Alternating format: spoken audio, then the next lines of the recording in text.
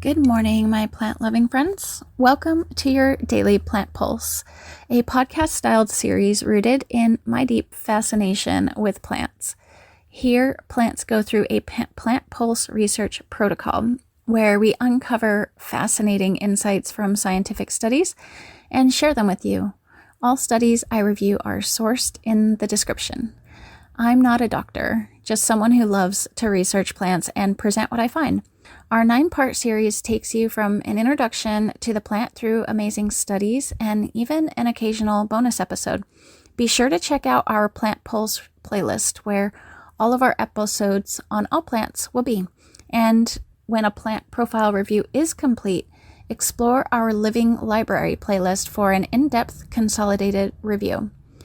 We dig deep into history, forgotten studies, and untold stories so plants can have a voice and their story can be told. Welcome to episode 1, where we're all about getting to know plants. We'll dive into various plants' scientific identities, where they thrive naturally, their global journey, and the history and culture that gives plants their story. So let's get digging. Today, we're meeting the yam, nature's unsung powerhouse.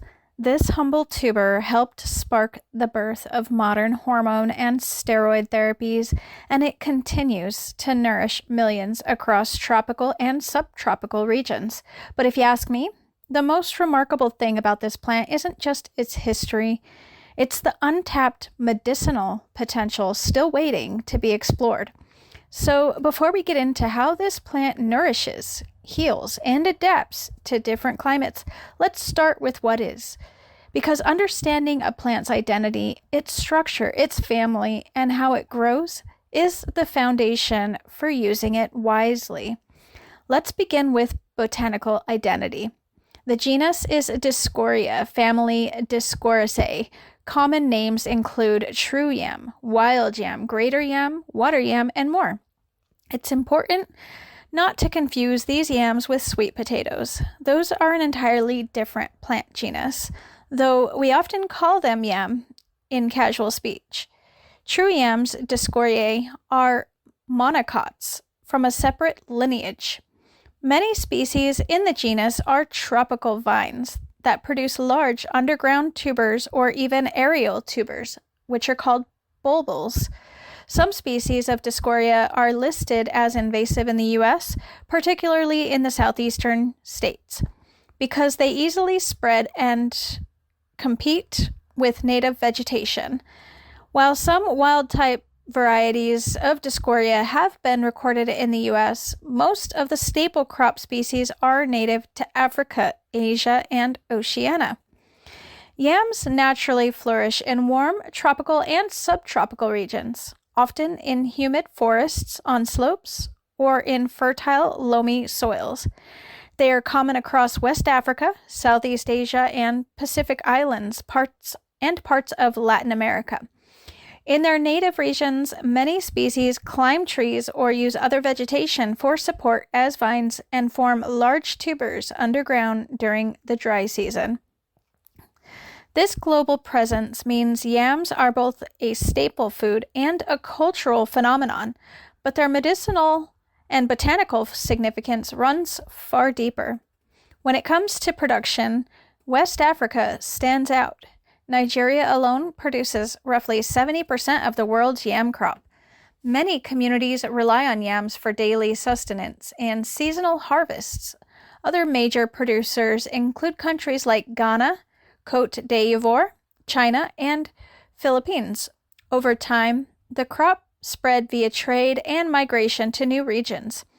Historically, some Mexican yam species such as Dioscorea mexicana or Dioscorea composita were harvested in huge volumes for the extraction of the saponin diosgenin, which led to early steroid hormone manufacturing. Beyond production, yams hold deep cultural significance. In West Africa, the New Yam Festival celebrates the harvest and honors ancestral traditions.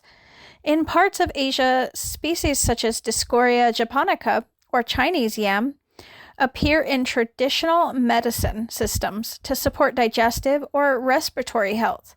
Indigenous communities in Latin America once harvested wild barbasco yam for both food and trade in the early Mexican steroid industry.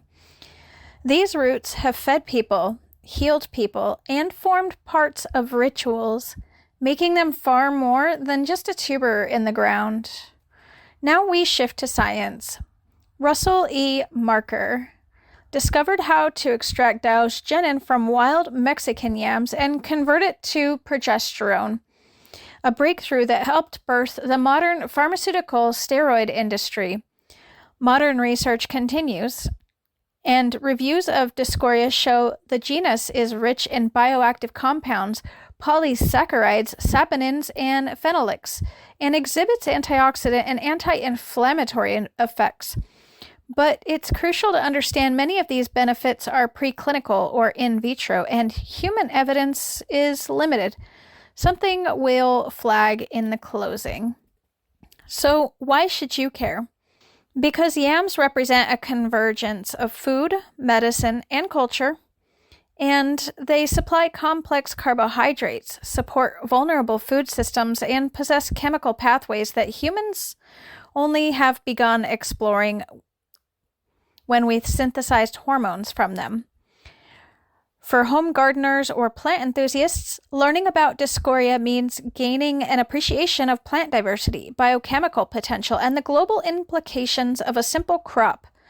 By knowing the botanical identity and global distribution, you're empowered to view yams not just as dinner, but as a gateway to deeper plant understanding. And that's it for today's Plant Pulse. Our first look into a fascinating new plant in our growing library of natural wonders. There's so much more to explore, and in upcoming episodes, we'll dive deeper into its secrets, benefits, and the science behind it. I'm grateful you spent this time with me, and I'd love to hear your thoughts. What are you most excited for us to cover on this plant? Have you heard of amazing results people have had who've used the plant? If you enjoyed this episode, please like, subscribe, and tap the bell so you won't miss what's coming next. Thank you for being a part of this journey. Together, we'll uncover the stories each plant has to tell, and until next time, let every moment bear fruit. The pulse continues.